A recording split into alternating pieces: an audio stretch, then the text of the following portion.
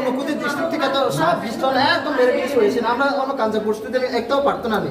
মাত্র 100 জন মধ্যে 2 জন টিকতো না তো রতনমণি তো সেম এরকম সিস্টেম হইছে মেরিট বেসিস আইছে তো রতনমণি তো আমরা নতুন আগামী বছর মানে রতনমণি স্কুল স্টুডেন্ট এরকম হইব তাহলে রতনমণি স্কুল 3 বছর লাগে তাহলে সরকারে এই স্কুলটা বন্ধ রাখবো আর এটা সঙ্গে তো হইতো না তো তাহলে এটা বন্ধ রাখবো আমরা কত কষ্ট করব না এটা এখনো তাহলে তুমি এসে একটা কাজ করো স্যার আমি এর কিছু শিখছে না আপনারা ভালো রতনমণি স্কুল থেকে সকাল স্টুডেন্ট কিন্তু আমরা আপনারা সবাই মিশন করতে লাগবে এই আপনারা সিস্টেম আমরা শিখাই না আপনারা এটা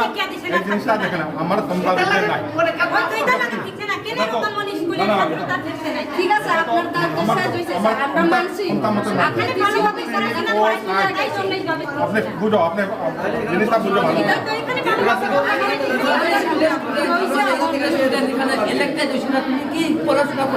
ভালো আমি একটা কথা বলছি আমি মনে করছি করতে পারবা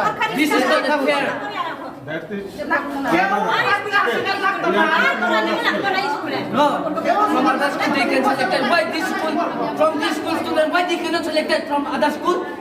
Why they cannot pass other school test? Here they can elected here. My sister she got here 78% in this school. Why she did not got it there? Why she cannot pass?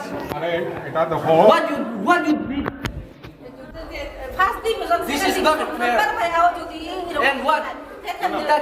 টাকা দিয়ে নি এটা selected করে আমরা কি করে মানুষ কি আমরা টাকা দিতে পারে না কে লাগিয়া নি না এটা তো কোনো গ্যারান্টি না যে এখানে পাস করব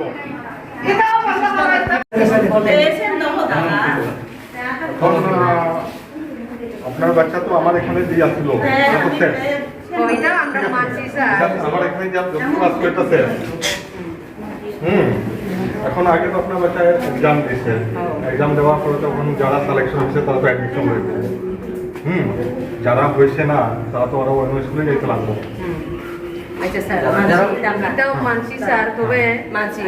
কিন্তু এখন আমরা আপনার কাছে দিলেন যে কারণের জন্য আপনাদের মানে কাছ থেকে একটা যে কোনো একটা আমরা উপায় জানতে আসছি মানে আপনিও যেমন মানে যেহেতু ট্রাইবাল অ্যাফেয়ার ডিপার্টমেন্টে আপনি একজন মেম্বার আছেন আমরা কিন্তু এই রতনমণি আশ্রমের প্রিন্সিপাল হিসাবে আপনার কাছ থেকে আমরা কোনো মানে জানা আইসি না ওখানে আমরা এতজন গার্জেন আইসি আপনার কাছে এখন আজকে তো অফিস আদালত তো বন্ধ আমরা কোনো অফিসে তো যাইতাম পারি না কারো কিছু যোগাযোগ করতে পারতাম না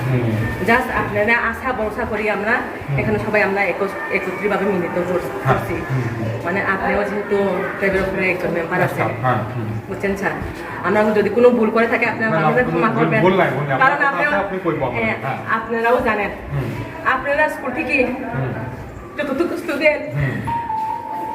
যে তারা ফার্স্ট পজিশনে আছে সেকেন্ড পজিশনে আছে এরকম তো কেউ তো ঠিকছে না টেস্ট দিয়ে আপনারা তো জানেন আপনারা স্কুল থেকে তো আমরা গেছি আমরা বাচ্চারা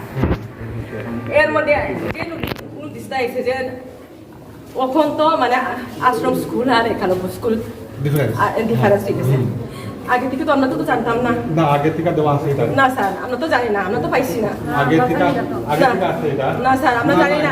যে সময় আমরা ক্লাস 3 গত বছর এটা দেওয়া জানা হবে যে সময় পরীক্ষা চলতেছে এই সময়তে তুমি এখানে গার্জিয়ানটা বুঝা এখানে তো জানি না ক্লাস থেকে না জানো তুমি ওইব কইয়া এই সময়তে আমি এর আগে যদি জানতাম আমি তো অন্যদিকে ফর্ম ফিল আপ গত বছর এটা দেওয়া আছে অলরেডি নোটিশে যে এখানে বাচ্চা যে পড়বো এই বছর না তার আগে বছর দেওয়া ছিল এটা যে এখানে যে বাচ্চা তবু মানে স্যার আগে বছর যেটা আসলো শুনছি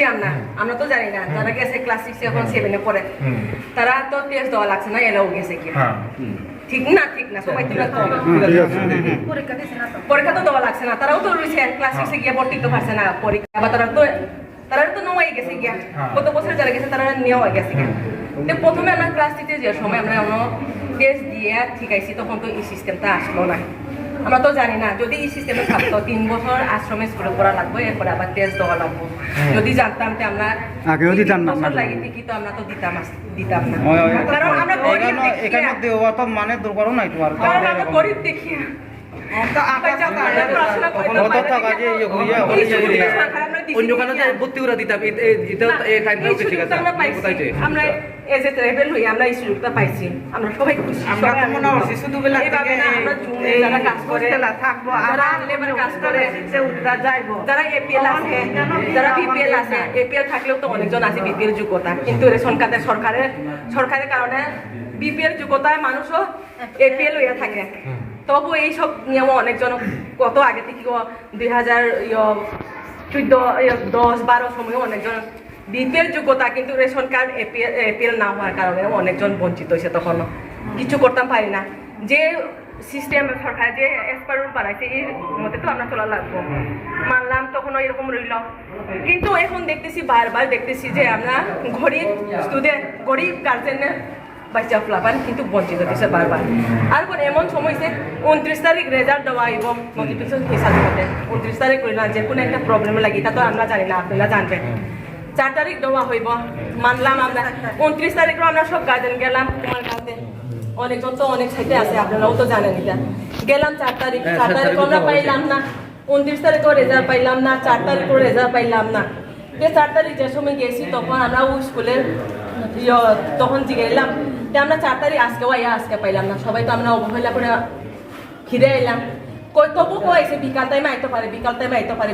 অনেকজন তো না খাইয়া দাইয়া দেখিয়া নিয়ে যায় বাচ্চা পোলাপান যখন দিছে দেখিয়া নিয়ে যায় বইয়া আইলাম গাড়ি ঘোড়াও তো ব্যবস্থা করা নাই তে সন্ধ্যা পর্যন্ত তো আমরা কেউ বুঝতে পারলাম না